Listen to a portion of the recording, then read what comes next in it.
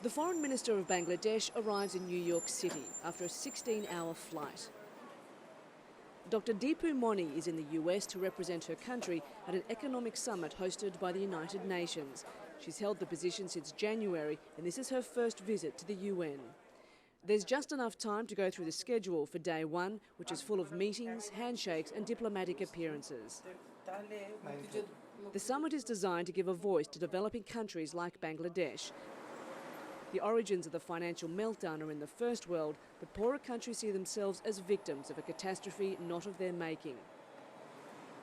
Now they're reeling from the aftershocks because they don't have the resources to recover. Those of us who are just above the poverty line, a lot of them are, they don't have that cushion. They will just go under the poverty line. That's going to impact us heavily. The conference is the brainchild of Miguel de Soto, the president of the UN General Assembly.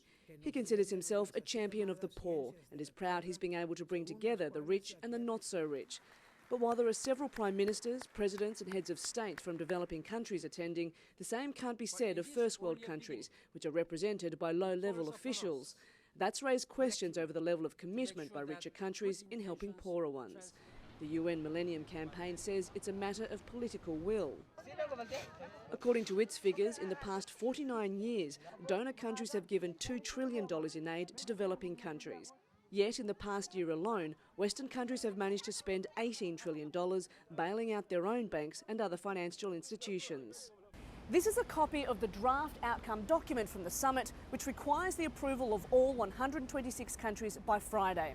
The problem is there's no detailed plan and no new task force to make sure these recommendations are put into action to protect vulnerable countries from future economic disasters.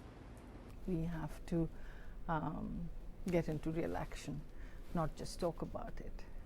Dr. Deepu Moni was given an audience with UN Secretary-General Ban Ki-moon, where she laid out her concerns for Bangladesh's financial future.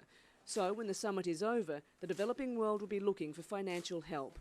But it also wants acknowledgement from the developed world that rich nations created this crisis and have a responsibility to help not just their own people, but those living in the poorest nations.